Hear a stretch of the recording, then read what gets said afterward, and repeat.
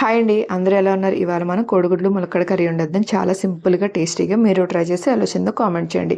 పొయ్యి మీద కళాయి పెట్టేసి అందులో ఆయిల్ వేసుకొని 1/2 స్పూన్ పసుపు వేసుకోండి. ఉడికించుకున్న గుడ్లు ఘాట్లు పెట్టేసి గోల్డెన్ కలర్లో వచ్చేదాకా ఫ్రై చేసుకొని తీసి పక్కన పెట్టుకోండి. ఇప్పుడు అదే కళాయిలో 2 ఉల్లిపాయలు చిన్నగా కట్ చేసి సన్నగా చేసిన 4 పచ్చిమిరపకాయలు గుప్పుడు కరివేపాకు వేసి గోల్డెన్ కలర్లో వచ్చేదాకా ఫ్రై చేసుకోండి.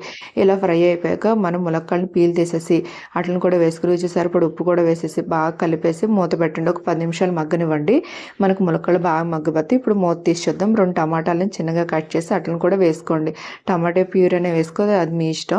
ఇప్పుడు మూత పెట్టేసి ఒక 5 నిమిషాలు మగ్గనివ్వండి. ఇప్పుడు మూత తీసి చూద్దాం. మనకు మగ్గిపోయినాయి కాబట్టి ఆల్రెడీ పసుపు ఉప్పు వేసాం కాబట్టి 2 స్పూన్లు కారం వేసుకొని బాగా కలిపేసి మగ్గనిచ్చాక ఇందులో 1/2 గ్లాస్ వాటర్ వేసుకోండి. ఎక్కువ అవసరం, మనకు ఆల్రెడీ మగ్గిపోయింది కాబట్టి. కోడిగుడ్లు కూడా వేసేసి ఒక 5 నిమిషాలు మగ్గనిచ్చాక ధనియాల పొడి జీలకర్ర పొడి కూడా వేసుకొని బాగా కలిపేసుకుని చివరిగా కొత్తిమీర వేసుకుని అంతే మన కోడిగుడ్లు egg curry prepare. Please subscribe, like. Thank you friends.